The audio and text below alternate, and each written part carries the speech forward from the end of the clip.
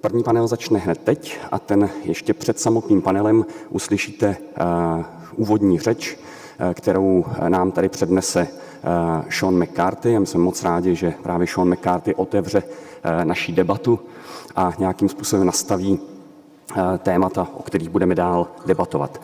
Shaun McCarthy je ředitelem britské poradenské společnosti Action Sustainability a osobně se podílel i na tvorbě pokynů pro ISO 2040 pro udržitelné nakupování. Shaun zastával řadu funkcí, má velkou řadu zkušeností s veřejnými zakázkami a možná bych měl vypíchnout jednu věc, která může být zajímavá pro nás i zde v Praze. Tak v roce 2012 byl Shaun McCarthy předsedou Komise pro udržitelný Londýn, která fungovala jako hlavní poradní orgán starosty Londýna a ministra pro olympiádu. A v roce 2012 v souvislosti s londýnskou olympiádou se o udržitelnosti mluvilo docela dost a to všechno měl na starosti právě Shaun McCarthy. A jsem rád, že Shaun McCarthy je tady, byl tady poprvé v roce 2014, možná tehdy pomohl šířit virus, o kterém mluvil Jiří Šimon, tak jsem rád, že pokračuje v šíření nadále a prosím ho na pódium. Shaun McCarthy.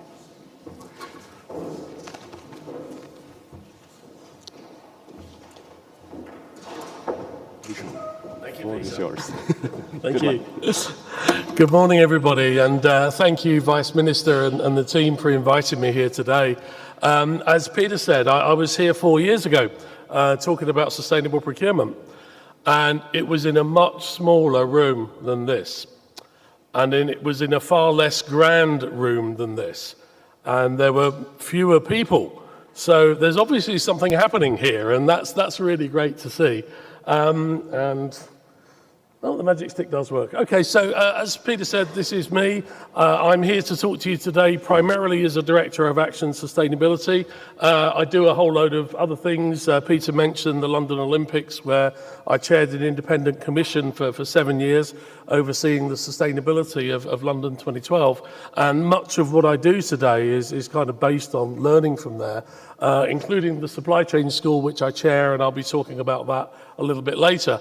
What I want to try and do with you today is just to give you some context, some background, some global thinking around sustainable procurement, where it's come from and where it's going. And then as the day progresses, we'll get into a little bit more detail.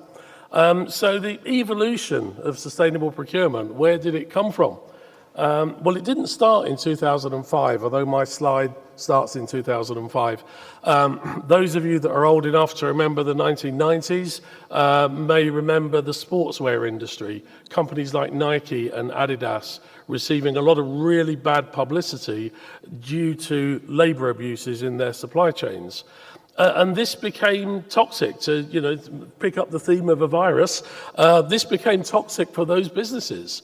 Because their shareholders were deserting them, their customers were deserting them, and they had a business-threatening risk in their supply chain that they did not understand. So they were forced to do it, and they had to deal with ethical issues in their supply chain and continue to deal with those challenges. In 2005, the UK government, I think, came up probably with the world's first national sustainable development strategy, and that report was called Securing the Future. And within that report, there was a realization in government that I think at the time it was 13% of GDP was being spent in public procurement. And they worked out that actually, if you could use the leverage of that spend, you can deliver far greater levels of sustainability by using the spending power in the supply chain. So they set up a task force, a business-led task force. I was part of that task force, and in 2006, we produced a document called Procuring the Future, and in that was something called the Flexible Framework, which was a maturity matrix that started to explain how you might set up an organization to deliver sustainable procurement.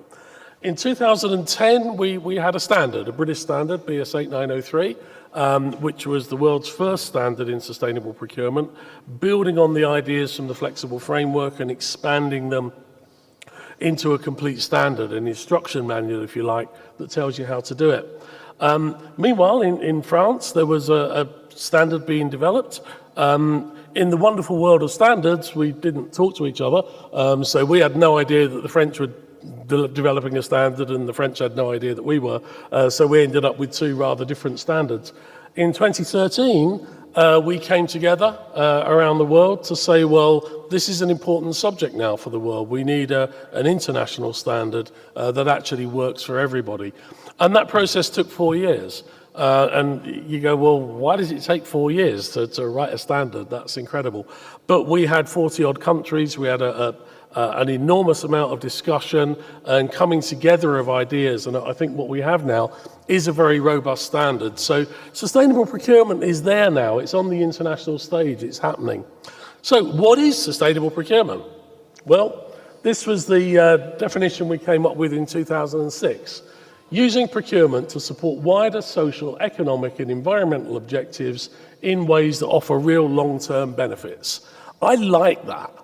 It's short, it's inspirational, it's positive, it talks about benefits, it talks about social, economic, environmental sustainability all together. So I think that summed it up really nicely. Since then, we've been infected by another virus, which is what I call terminological warfare, where we invent loads of very clever expressions. I mean, these are all in English. Sorry for those who don't read English, but responsible sourcing, ethical and sustainable procurement, buying green, green public procurement, ethical procurement. What does all that mean? It's all the same thing. Why do we spend so much time inventing words for things rather than getting on with it? So we came up with the expression in the standard, sustainable procurement is what we decided to call it. We spent 3 days in Paris arguing about what we would call it, but we got there eventually. Because obviously things translate differently into different languages. So if you hear responsible supply chain management, ethical procurement, any other expression, just think sustainable procurement, because really it's the same thing. I actually don't care too much what we call it. It's much more important what we do. So this is what the strategic framework looked like in 2010. This was the framework for the British Standard. So at the top we have the fundamentals. This is where we think about some of the fundamental drivers in our business or our organization, where we set our policy, we set our strategy and our goals. In the center section, enablers. These are the organizational conditions that we need to create in order to deliver sustainable procurement, and I'll be talking about those later. And then finally at the bottom, the procurement process and how we do it differently.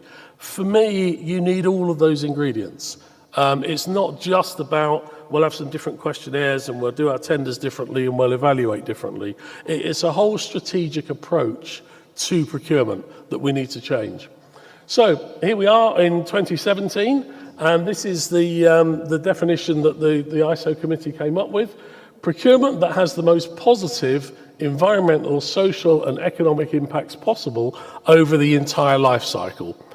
Not bad. I preferred the 2006 one personally, but it says all the right things.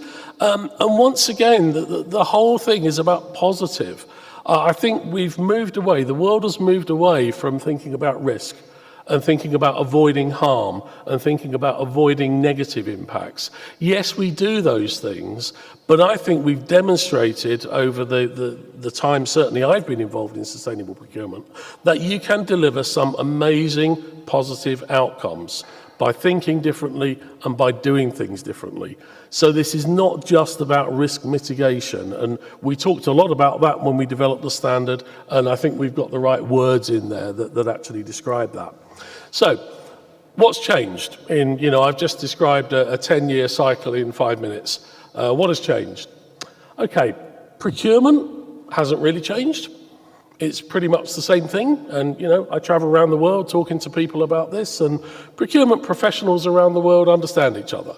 They do the same types of things. What do they do? Well, in my definition, they deliver outcomes through a supply chain. As a procurement person, that's what I do. And I do it in a way that delivers value for money in some way. And as a professional, I was a procurement professional for 20-odd years, you use various different tools and levers at your disposal to deliver that value. Most organizations in the world deliver quite a high proportion of what they do through their supply chains.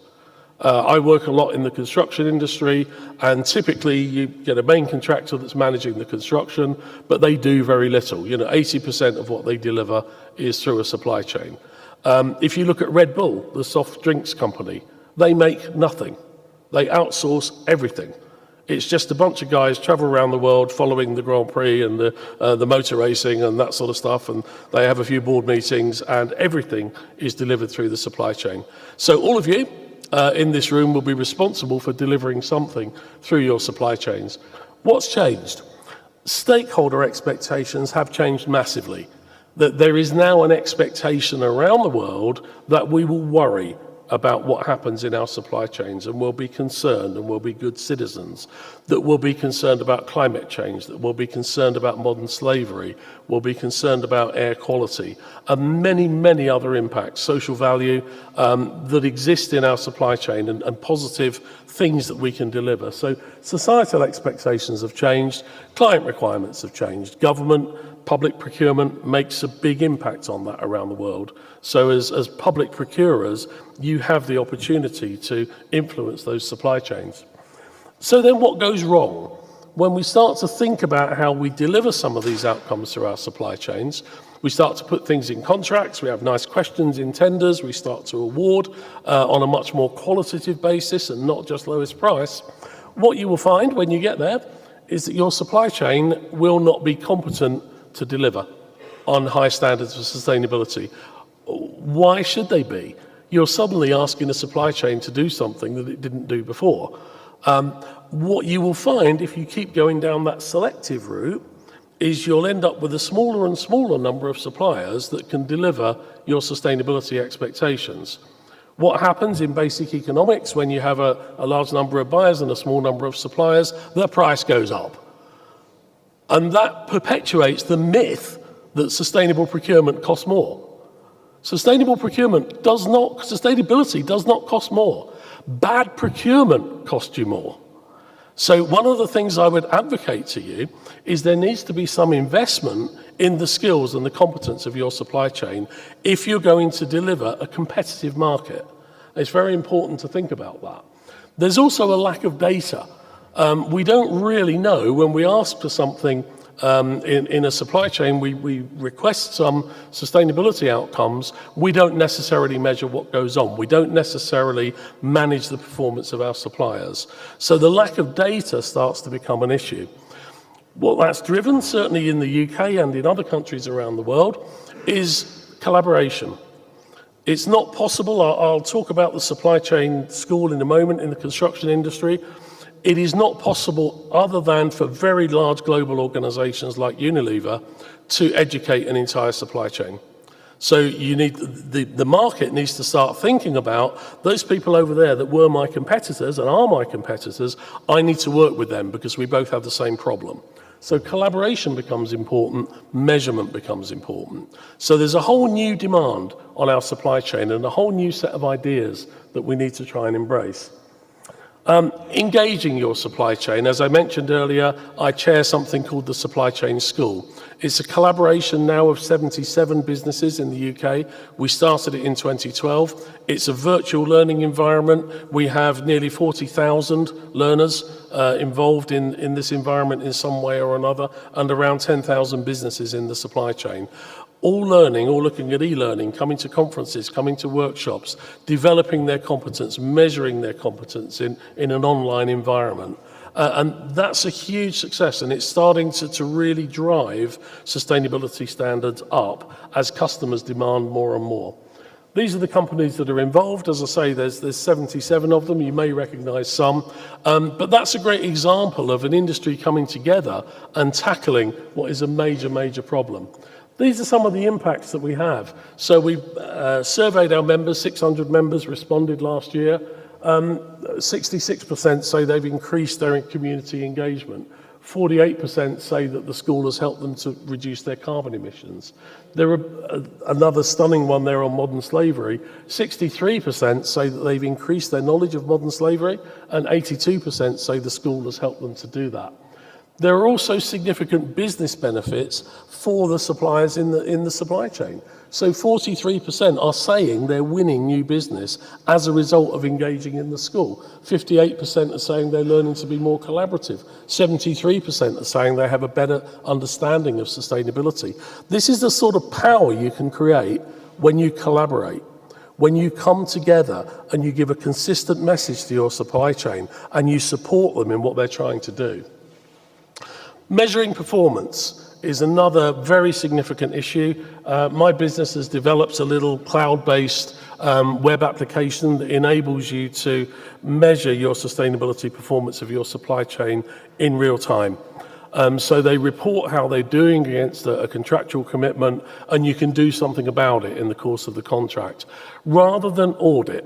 Audits have their value, but audits always look backwards. Oh, you didn't do that very well, so next time you need to do it better. Now, I spent 7 years scrutinising the London Olympics. If I'd done an audit after the Olympics and said, well, that wasn't very good, so next time we have an Olympics in London, we'll do better. Well, we'll probably never have another Olympics in London, so what use is that? We need to scrutinise continuously through the process. Here's an example from the UK. Anglian Water set an objective to reduce their embodied carbon emissions, so that's the carbon emissions in the materials they buy, by 50%. They had no idea how they were going to do that. They set the objective, they engaged with their supply chain, they told them they were doing it, they worked with their supply chain. As a result of that, their supply chain innovated. So water treatment plants, typically you dig a big hole in the ground, you fill it with concrete, you put some stuff in it to treat the water, and that's a water treatment plant. Well, if you want a low-carbon water treatment plant, you don't do it that way. You don't dig a hole in the ground. You don't fill it with concrete. You build it above ground. You use light, sustainable materials, low-carbon materials. You dress it up so it looks like part of the countryside, so it looks like a barn or something, so it's unobtrusive. And you save massive amounts of money and massive amounts of carbon. This is one project saved £32 million as a result of a low-carbon initiative. So don't tell me sustainability costs more. Don't tell me you can't save money by doing it this way. You can save money by driving innovation in your supply chain. So we have a new paradigm. We're moving to what I would call a more business-focused environment, which is benefits-driven. It's actually positioning our small to medium companies at an appropriate place in our supply chain. It's taking a prioritized approach, which I'll talk about in a moment. It's about sustainable supply. It's about what can my supplier do to support my sustainability objectives, and how do I measure that and how do I know it? It's about managing relationships. It's about real-time performance measurement. So organizations spend between 40 and 80% of their revenues on supply chains, so we can make a difference. We can make a difference through adopting the standard, the ISO 2400 standard that I mentioned earlier. Massive participation, 40-odd different countries from around the world all came together to develop the standard. Unfortunately, not from the Czech Republic, sorry, you weren't there, but hey, the standard is still there for you if you want to adopt it. A lot of international organizations involved as well, and you'll be hearing from some of those in the conference today. So big international support is very important. It's all very well to write a standard, but to get people using it is a whole other challenge. ISO 2400 is a guidance standard. It's not a requirement standard.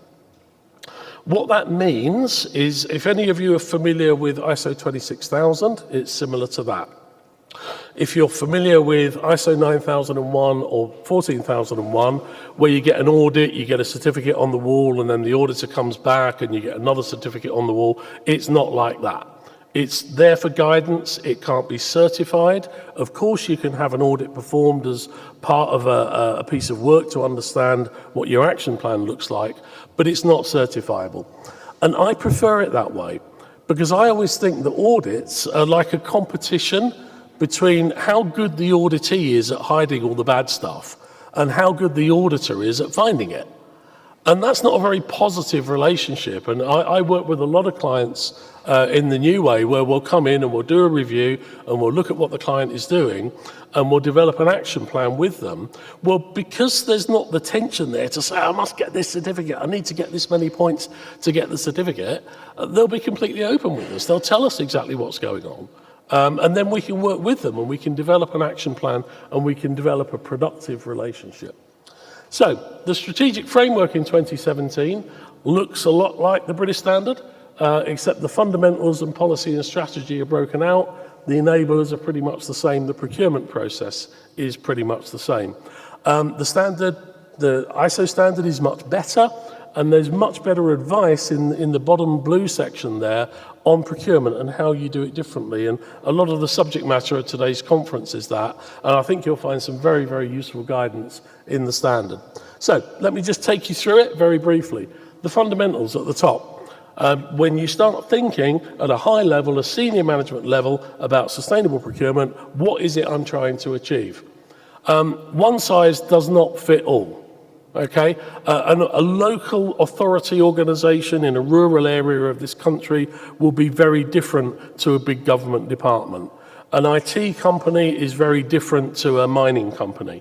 We all have different impacts that we're trying to address. We all have different reasons to be sustainable. And for me, that's where you start. And the standard actually provides you with a bit of guidance. It gives you an offer of some things that might be driving you to be sustainable, and you can create a little diagram like this to say, where are my strongest drivers? In this particular case, this organization is very strongly driven by its customer, it's very strongly driven by cost, it's very strongly driven by competitive advantage, and by economic value creation, so actually thinking about how they develop economic value in the area in which they work. Your drivers may be completely different, but start with them. Because if you understand why, then you can start to understand what you're trying to achieve, which takes you into your policy and strategy. And what does that look like?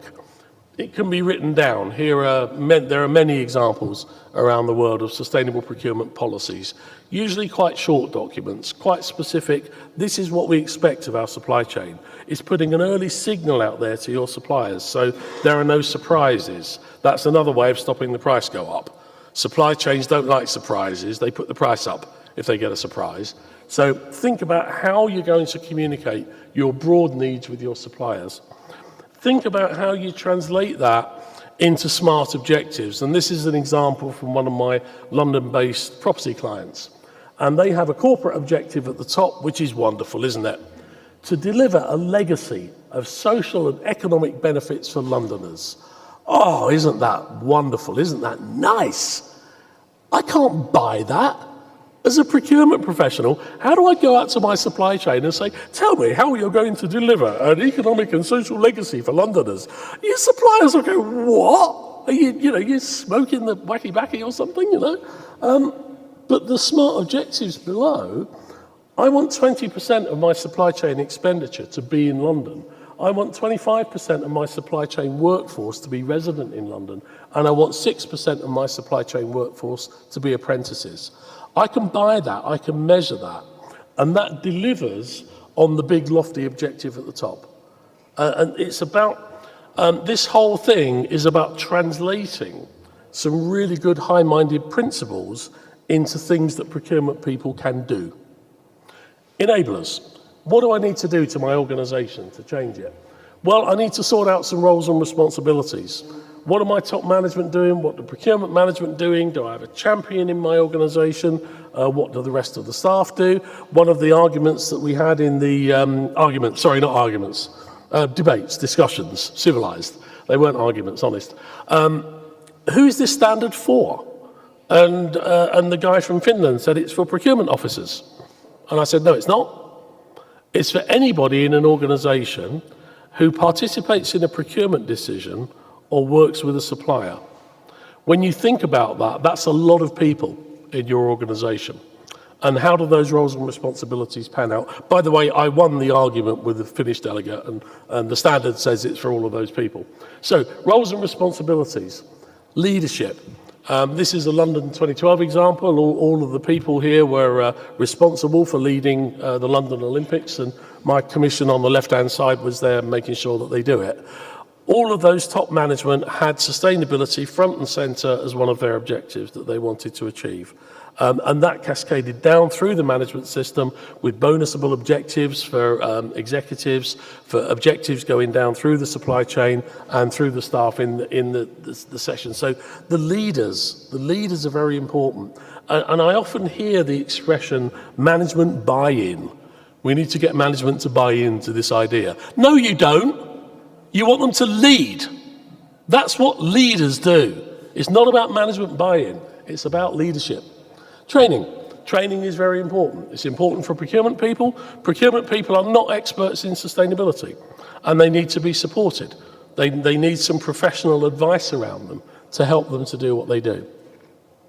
Prioritization.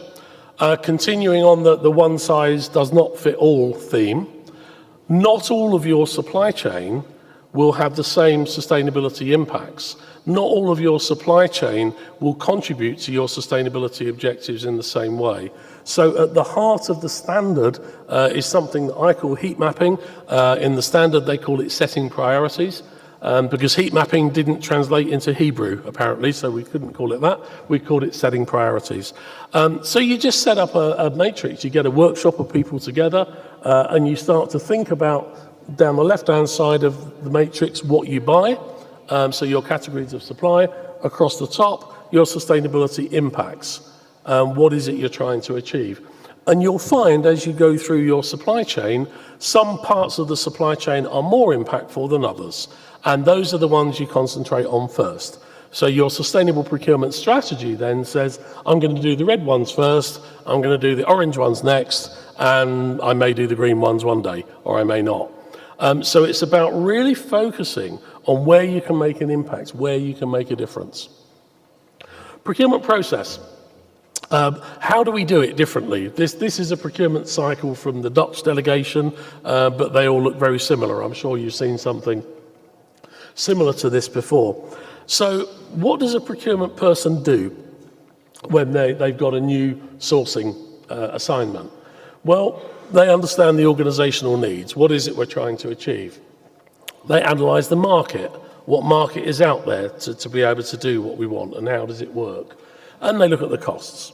And then we end up with a competitive sourcing strategy that hopefully delivers value for money. All we're asking in sustainable procurement is to add sustainability risks and opportunities to that thinking from the beginning, at the start of the supply chain process, all the way through to delivery and finalization of a contract. You may not always be significantly influential over your market. So the standard has got this wonderful diagram, which is one of mine, and the delegates kept trying to throw it out, and I kept having to argue to get it back again. I won again, and this is in the standard. But if you look at the matrix, so ambition on the vertical axis and influence, how much are you trying to achieve, and how influential are you over your supply chain? If you're up in the top right-hand corner, you're a market mover. We were on the Olympics. We went out to the market for PVC, which is very harmful to health in manufacture and use. We said we want a phthalate-free PVC, please. We went out a year before anybody procured any PVC. That product did not exist. And an Italian company innovated, invested, developed that product for the London Olympics. As a result of that, the world has a more sustainable form of PVC. On the London Olympics, we went out to procure concrete. We bought a lot of concrete, and we went to the concrete industry a year before tender to say 50% of our tender evaluation will be on carbon footprint. Off you go. They came back, they innovated, they thought about it. Believe it or not, the lowest carbon supplier was also the cheapest. Now, if we'd gone to the market 2 months before tender, the price would have gone up. Because they would go, oh my God, how do we do this? We don't know. But because we gave them a year, it gave them time to think about it. It gave them time to compete. So it's all about those competitive markets again and keeping prices low. You may be in the bottom left-hand corner. You may be a market taker.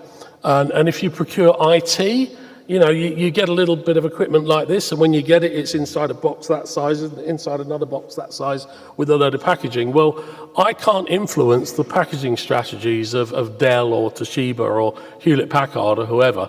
So I just need to take the best I can get from the market. So at one extreme, top right-hand corner, you can move markets, you can make a difference if you have the influence. But at the other extreme, you may just have to live with what the market can give you. Ultimately, we need to drive out towards the left-hand side of this diagram, moving from thinking about price to thinking about total cost of ownership, to thinking about the costs and benefits of the risks and opportunities in that supply chain, and then ultimately the societal price and the influence on the global environment and the global economy and global social issues. That's an ambition. We're not there yet. Nobody's there yet. But the standard sets out a vision, an ambition to take us forward. There are some examples of questions, so pre-qualification questions that you might ask of your supply chain in the standard, and there are examples of tender questions that you might ask. I won't go through these in detail. The slides, I assume, will be made available. You can take a look at them, and there's plenty of good examples in the standard. So the standard does actually give you some practical help. You can evaluate yourself against the standard using 20 simple questions. I'm just in the process of web enabling this questionnaire, so you can go online and evaluate yourself to get an idea of where you are, and that's the beginning, that's the starting point of an action plan. If anybody wants the Excel version, then do get in touch with me and I'll email it. There's nothing secret or nothing special about it, but it's just a very quick snapshot that tells you where you are against the standard and where you might want to go. Finally, my business has a social enterprise at its heart, and we donate 2.5% of our revenue to our social enterprise business. And one of the things that we did at the end of the standard, where everybody was very excited, and they said, we need a knowledge sharing platform, we need a website, we need to tell the world about this standard. And then everybody went, yeah, how are we going to do that, and who's going to pay for it? So I said, I will. I'll use my social enterprise funds to make this happen. So we have ISO2400.org, which is a knowledge sharing platform. My colleague Caroline, who's sat down the beginning here, give her a wave, runs that website on a day-to-day basis, so do talk to her about it. What we would like from you is use it. Use the resources that are there. We've got resources in many different languages from different countries, different types of resource, videos, e-learning, papers, examples, academic papers, all sorts of things.